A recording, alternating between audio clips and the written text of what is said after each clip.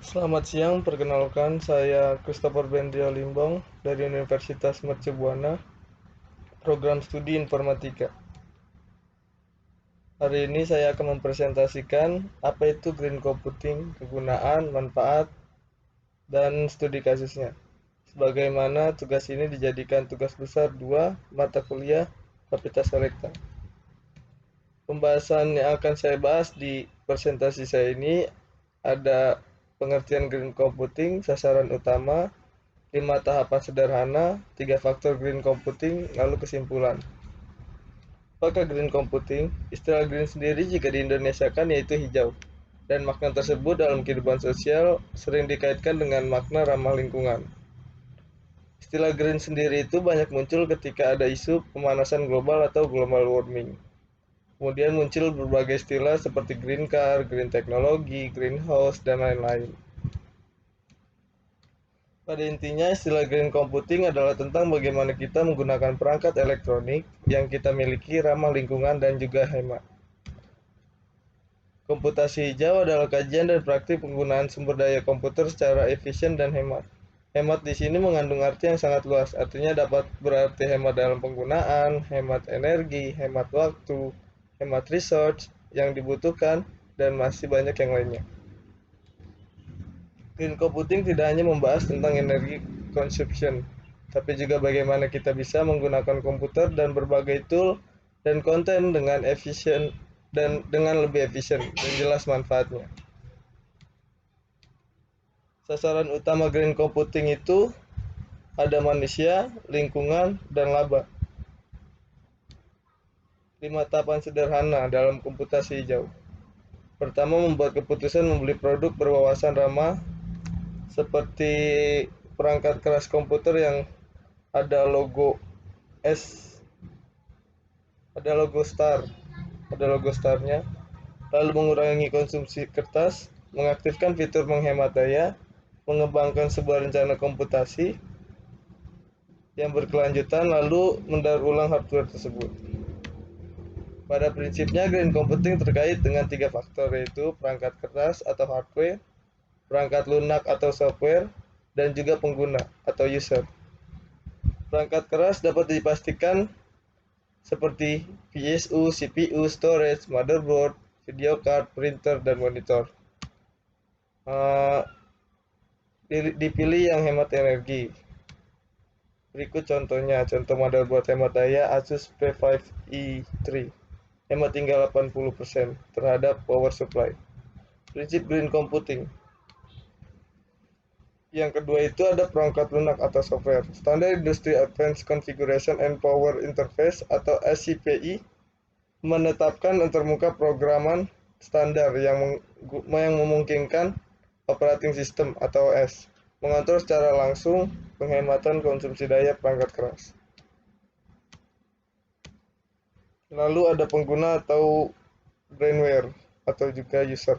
Pengguna komputer harus mempunyai kepedulian untuk mengaktifkan fitur power option yang sudah disediakan oleh operating system pada setiap perangkat komputer yang berada dalam kekuasaannya.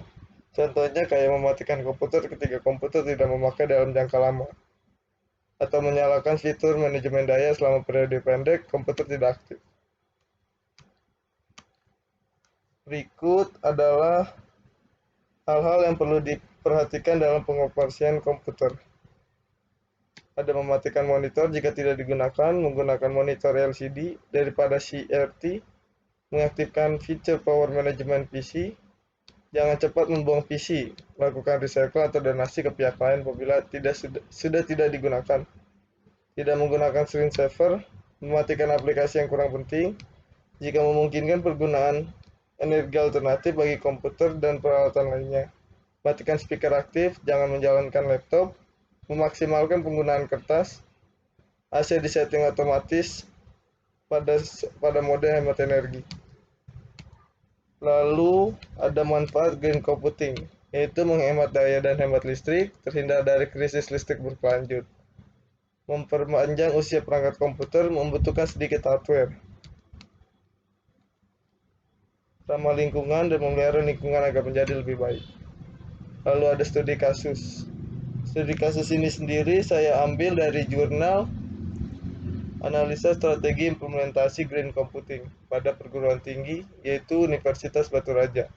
Pemilik jurnal seorang mahasiswi Teknik Elektro Universitas Batu Raja, Sumatera Selatan, yaitu Yuli Ernawati. Ada link yang saya cantumkan. Saya potong jurnalnya, Implementasi Green Computing di Universitas Batu Raja. Berdasarkan data yang diperoleh penulis, di Universitas Batu Raja, biaya konsumsi energi listrik mengalami peningkatan dari tahun ke tahun. Hal ini disebabkan peningkatan jumlah perangkat TIC atau perangkat elektronik dan perangkat yang tidak akan digunakan. Salah satu upaya yang harus dilakukan yaitu hemat dalam energi listrik agar bisa diefisiensikan. Penerapan green computing pada peralatan TIC yang digunakan. Implementasi terhadap penghematan energi. Dari hasil kuesioner yang dilakukan penulis di lapangan, ada 63 responden, atau 90% mereka mematikan peralatan ketika tidak digunakan. Pada dasarnya, seluruh perangkat elektronik tersebut bisa diatur kondisinya sesuai dengan kebutuhan. Misalnya, apabila perangkat benar-benar tidak perlu untuk digunakan, seperti di hari libur, maka menjelang hari libur seluruh perangkat elektronik yang biasanya hidup dapat dipadamkan. Tetapi berdasarkan hasil observasi di beberapa ruang kerja, sangat jarang mematikan seperti dispenser, kecuali untuk diganti airnya. Semakin lama sebuah perangkat elektronik aktif atau hidup, maka akan semakin berkurang lifetime dari perangkat yang bersangkutan. Dari hasil observasi terlihat jelas bahwa sudah ada upaya penghematan energi yang dilakukan oleh semua pihak di Universitas Batu Raja, walaupun belum maksimal. Kesimpulan yang saya ambil dari jurnal, hasil kesimpulannya sebagai berikut. Berdasarkan metode SWOT, disimpulkan kondisi Unbara saat ini berada pada kuadran 1 pada matriks internal-eksternal pada posisi grow. Yang kedua, strategi yang dikembangkan adalah strategi SO, Strength Opportunity, sesuai dengan hasil pemetaan pada kuadran, yaitu memilih produk peralatan TIC yang ramah lingkungan dan mempunyai usia pakai lebih panjang. Yang kedua, menggunakan virtualisasi untuk menghemat energi dan mengurangi jumlah server. Yang ketiga, mengembangkan sistem pembelajaran berbasis e-learning. Yang keempat, penambahan anggaran dan infrastruktur TIC sesuai dengan kebutuhan. Lalu yang kelima, pengembangan kualitas SDM melalui pelatihan TIC dan workshop tentang pengelolaan website instansi, pengelolaan jaringan komputer, pengelolaan database, data center, pelatihan perawatan TI dan sistem keamanan komputer. Lalu kesimpulan dari presentasi saya ini, dalam menyukseskan green computing, ini ada 3 hal yang perlu diperhatikan. Yang pertama, kemampuan perangkat keras terhadap penggunaan daya listrik dengan sehemat mungkin.